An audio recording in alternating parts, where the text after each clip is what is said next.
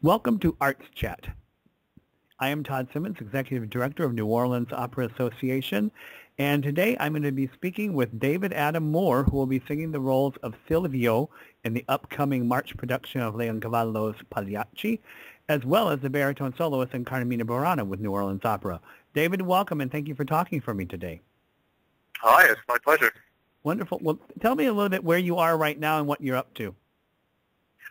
Well, at the moment, I just finished singing in a production of Battistelli's Richard III in Geneva, and then I went straight from that to a Carmina Burana in Carnegie Hall, and then with the Orchestra of St. Luke's, and then I went directly into a Romeo and Juliet as Mercutio with Palm Beach Opera. So I've just had a quite heavy run of overlapping productions. And so now I'm enjoying a bit of a break, especially since neither of these are new roles for me, Silvio or the Carmina Burana.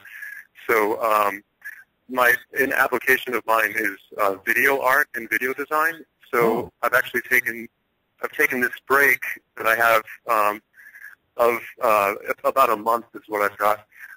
So I'm preparing Carmina and Silvio, of course, but additionally I'm doing projection design for a string quintet called Sybarite 5. They're on the Billboard charts, and they've got a couple of albums out, and they tour a lot and stuff. But they're doing 2 shows here in New York, and so I'm designing the projections for their show. It's like live visuals. Wow. Well, how did you get into doing that? Well, I was into visual art long before I got into singing, and I also composed, and I was more on the creative side of the arts as opposed to the interpretive, and so that's I'm still very passionate about that. But it took a while. I mean, in terms of getting through conservatory and taking on the body of knowledge that one has to take on to be an opera singer. I was away from the creative stuff for a long time, and as I've started singing professionally, I've found more opportunities to get back into it. Wow! Particularly when I've got spare time on the road, it's the greatest thing to do to unwind from rehearsals and such. That's pretty amazing. So you've been very busy lately, and so it sounds like the break's a very good thing for you. Yeah, absolutely. It's just therapeutic too. Right. After and go ahead. Oh no, go ahead. After the production here, where do you head then? I'm sorry, I didn't quite get you. The reception cut out for a second. Oh, okay. After the production with New Orleans, where do you head off to after that? Let's see. The next thing I have after that is I'm going to do another concert with Sybarite 5, and this time I'm doing, the visuals are going to be more involved. And then after that I'm doing a recording. I'm staying here in New York. I'm doing a commercial recording of a one-man opera by David T. Little called Soldier Songs. Okay. So we're recording. When I say I mean a commercially available recording, not like an advertisement recording. But right. So yeah, that's going to be a heavy-duty project because that's like a full hour and 10 minutes of balls to the wall singing, and wow. So we're going to record that slowly over several sections. Wonderful. Now, was that written for you? I think I did the first staged production of it. I think it was performed once before, and then David made quite a few modifications to it, and then the second version I sang. So I guess you could say parts of it were written for me, or it was adapted at least. And then I performed that in quite a few incarnations since I did the stage premiere in 2008. Okay. Now, when I first met you, you were actually getting ready to go do Angels in America. Oh, yeah. And so it sounds like you do a lot of like really fresh and new repertoire. I try to as much as I can. to make a living at opera, you have to do a fair amount of standard repertoire. I think there are very, very few people who, singers who can actually make a living doing exclusively contemporary work. Mm-hmm. And I don't think I would want to anyway, but I would say on any given year, I'm doing 70 or 80% standard rep and 20 to 30% contemporary stuff, Wow, depending on the year. Yeah, I know. So it's a really good balance, and I love living in the world of standard repertoire because these pieces have stood the test of time. They've gone through a process of sort of Darwinian selection over the years because these are the pieces that sound the best when different people sing them. Thus, they were the ones with the best vocal writing. Right. Well, you had mentioned that you actually started graphic design before singing. What got you into being a singer? I'm always trying to perfect the art of like answering this question concisely, and it's really hard. I grew up in a musical family. I think I'm a fifth or sixth generation professional musician in my family. But all of the ones before me are country, western, and folk musicians. We're from southeast Texas, which is kind of this hotbed of country music. And so I was always musically oriented, you know, and I was always around people making music, and I always knew that I wanted to be involved somehow with making music. But the idea of doing it professionally didn't, or as a singer specifically, didn't come until a couple of years into college. I had gone to college on a music scholarship as a composition major, okay, with voice as my instrument, because I had not learned any other classical instruments at that point. And I mainly wanted to do that in order to. I thought the music degree would be kind of an easy degree, which I'm not really sure if it was in that sense looking back, but it seemed like the best option for me, especially financially. What I really wanted to do at the time was be a theologian, okay, and go into like biblical interpretation, biblical linguistics, these sorts of things. Mm-hmm. And I wanted to do the music degree as a way to sort of get my grades up, get my GPA up, and then aim for a really good grad school in theology. Like I was looking at Yale Divinity School, for instance. So, but then of course, once I started studying music for a couple of years and taking voice lessons, I really got bitten by the opera bug, and it just became, I don't know, it was like selfishly fun in a way. Right. And I just haven't been able to stop since. You know, there's just something so gratifying about, you know, taking all these emotions and thoughts that you have within you and then just sharing them with so many people at once. Mm-hmm. And to do it in a way that's historically interesting and beautiful. Right.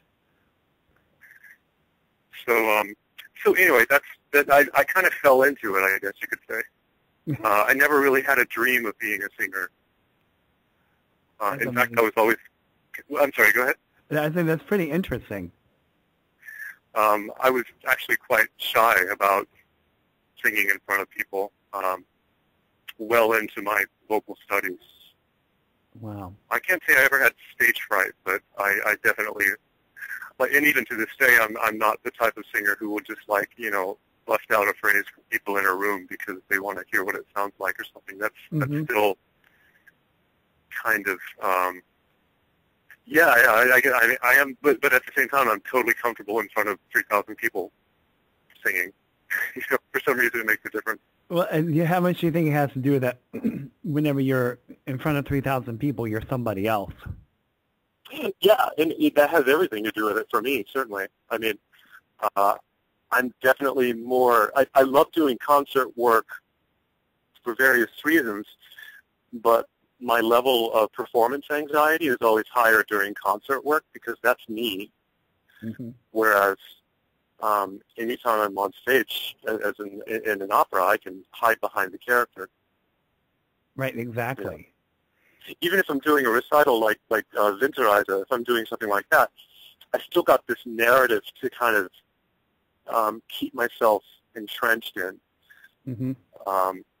you know, so that it doesn't feel as much like just me as doing, say, a Brahms Requiem or something. Right, exactly. Well, what really, I mean, you enjoy the modern repertoire, and I know so many singers who are exactly the opposite of you. And I mean, what really made you, was it the composition background, you think, that really made that more interesting to you? Well, I think so, and also, you know, when you think about, you know, Mozart, for instance, he's my favorite example. When Marriage of Figaro was premiered in 1786, that play was 2 years old. That play had already, it was only 2 years old. It had been banned in at least a country or two in Europe by that point. Mm-hmm. I mean, that it was such an incredibly contemporary and relevant and like rebellious thing to do. Exactly. To even write an opera based on that. How in the hell he got funding for it? Mm-hmm. You know, I mean, I would love to see how that went down. Right, exactly. But you know, the fact is, when it premiered, this was new opera. This was brand spanking new contemporary opera, and it was so good that it stuck around. Right. You know, and I think it's really important to constantly be giving new opera life. And I also really like that a lot of new opera is very directly relevant to contemporary life, and that's very exciting. Exactly. I mean, it's very interesting to play historical characters and such, but it is just that. I mean, it's a very different thing from playing somebody who might live down the road from you. Right.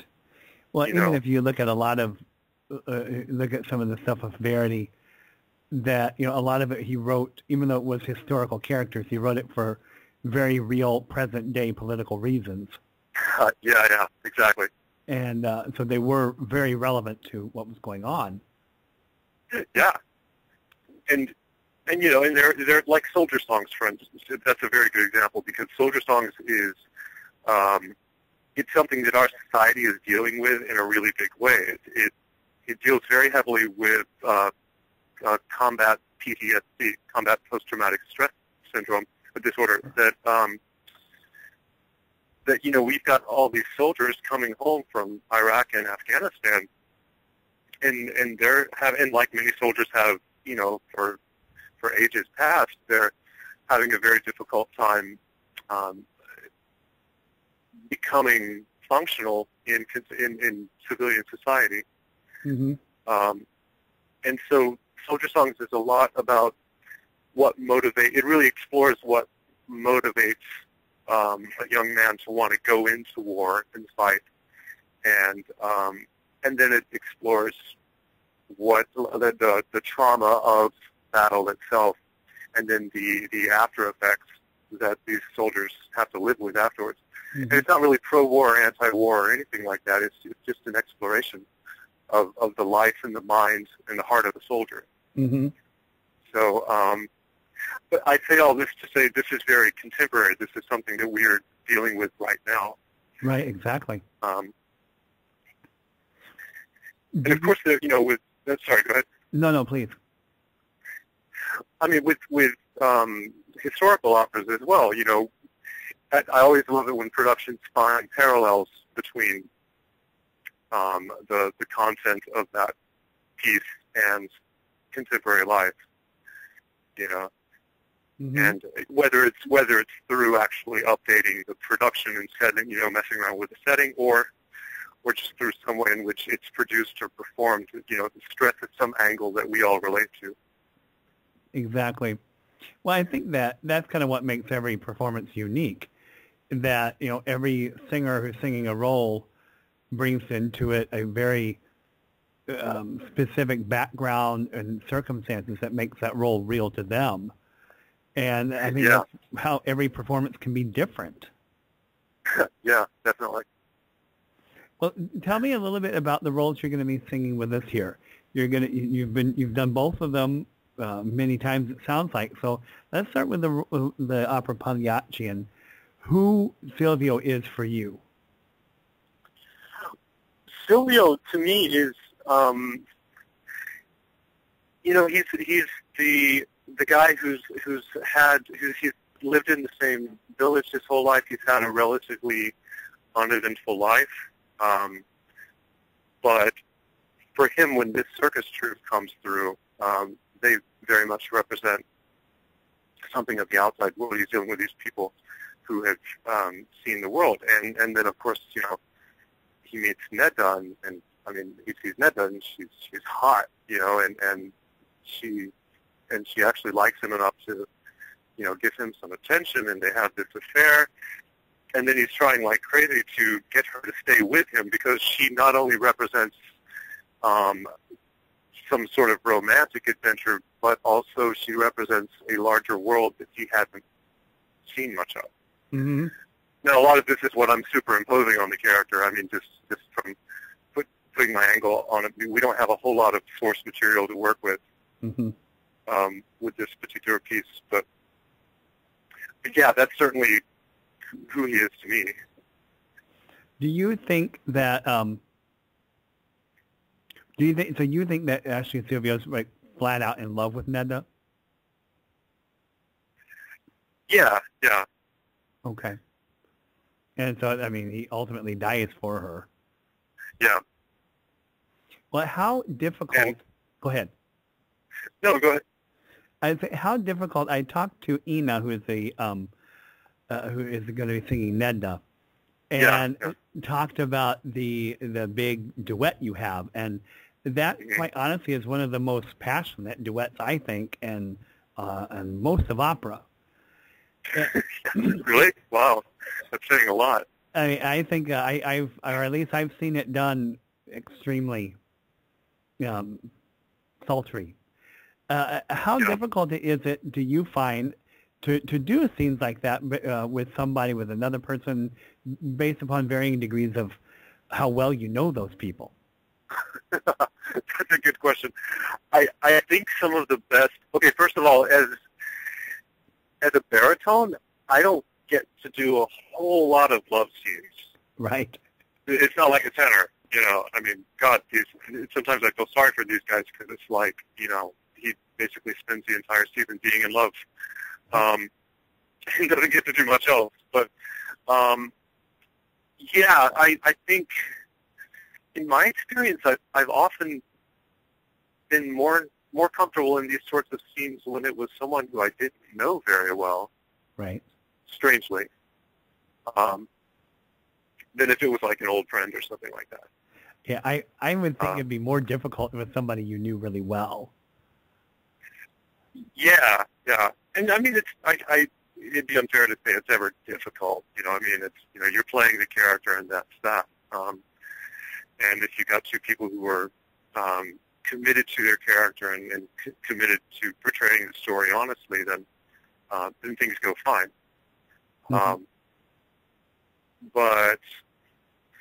But yeah, I mean, I did a Dido and Aeneas once with someone who was like an old friend of mine from like high school years. And like, she, we know each other's significant others, and, we hang out all the time and stuff like that. And in a way, that was a little bit more of a gulf to travel over than it was when I've done hot and heavy scenes with women who I just didn't know. Really? I would think so. That's I mean, I think the normal people day to day, who are going to go and work as secretaries or accountants and stuff like that, don't think about the difficulty of making out with a coworker. When this is part of their job. I think anybody would consider that difficult. I just picture, Rose, this is my secretary, Betty. Well, you two are going to need to make out for a couple of hours this afternoon, and then I'll see you. That's outside of the regular thinking of just like 9 to 5 working people. Yeah. Tell us a little bit about Carmina Burana, and one, how do you feel it fits with doing these two roles together for you? To be honest, the main thing I've been thinking about that is simply vocal stamina. I mean, I've been thinking very technically about this in terms of how to approach them, because it's been a while since I've done Silvio, but I've been doing Carmina a lot lately. Uh-huh. And the fact is, both of these are huge things, particularly Carmina, because in Carmina you basically have to, it's almost as if you have to have 3 different voices. Right. And the actual duration of time in which you're singing is not very long, but it's one of the most strenuous pieces for the baritone voice by far, because you have to sing really high and really chesty, and then you have to go straight from that to singing in a very, very delicate sort of reinforced falsetto or head voice mechanism. You have to sing quite low in some places. You have to sing, in the first number, you have to sing very, very big and smooth and romantically, but then just a couple of songs later, you have to sing in a very, in a very declamatory way, with these very short phrases that are heady, and lots of articulation. So yeah, I've been thinking mostly technically about, if I need to save on any given night, where can I find places to ease back a little? Right. And so in preparing these vocally, these are the main things I'm thinking of.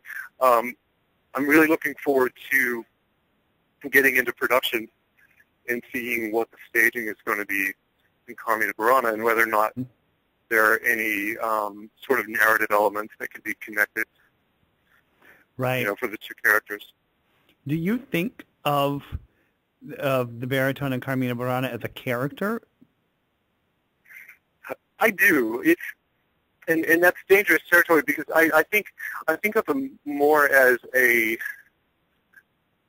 collection of elemental emotions.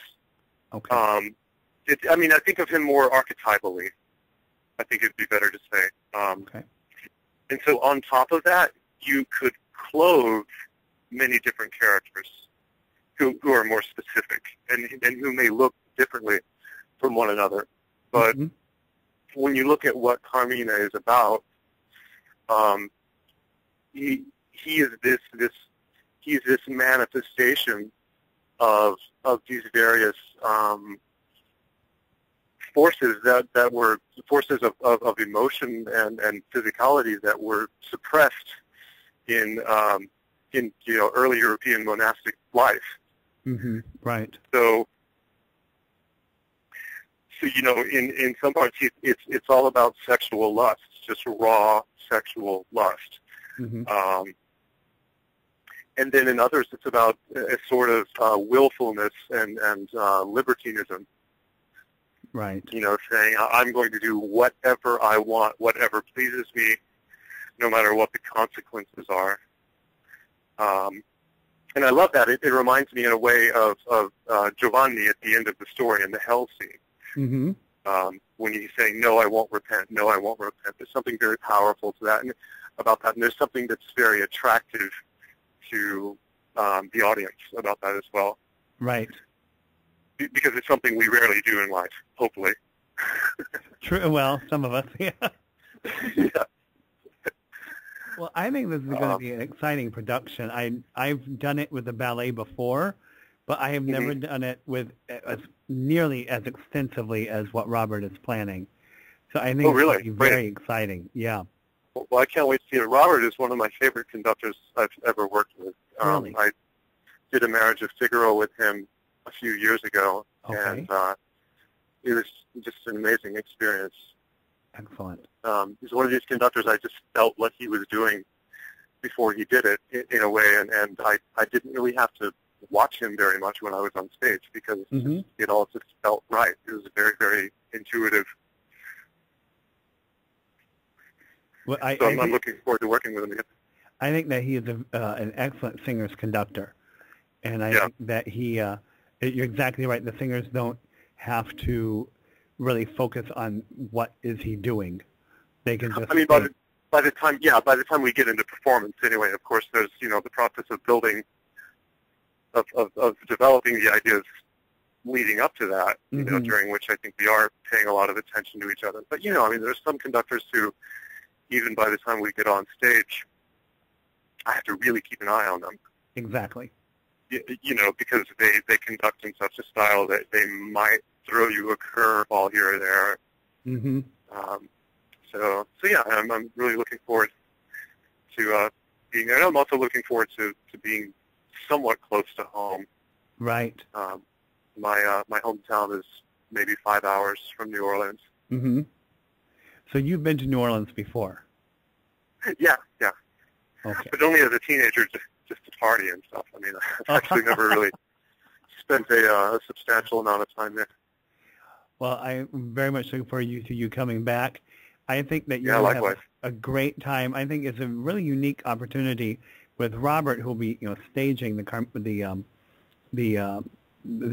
Pagliacci and co-directing the production of Carmina. I think it's a really neat opportunity to work with the one mind who's doing both sides.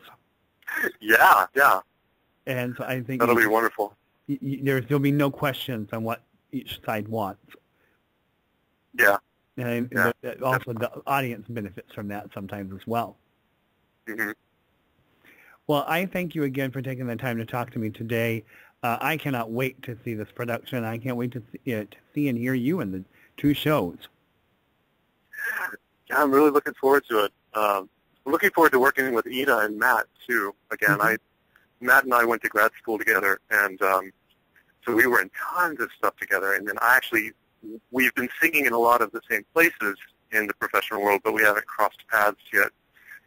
And then Ina I've sung concerts with once or twice before, and I'm a big fan of hers. She said the same thing about you. She's looking forward to working with you as well. Oh, I'm really happy to hear that. Excellent. Well, we will look forward to hearing you soon, and thank you again. Okay, Todd. Thanks a lot. Thank you. You can purchase tickets for the double bill of Pagliacci and Carmina Burana now by visiting our website at www.neworleansopera.org or by calling 504-529-3000.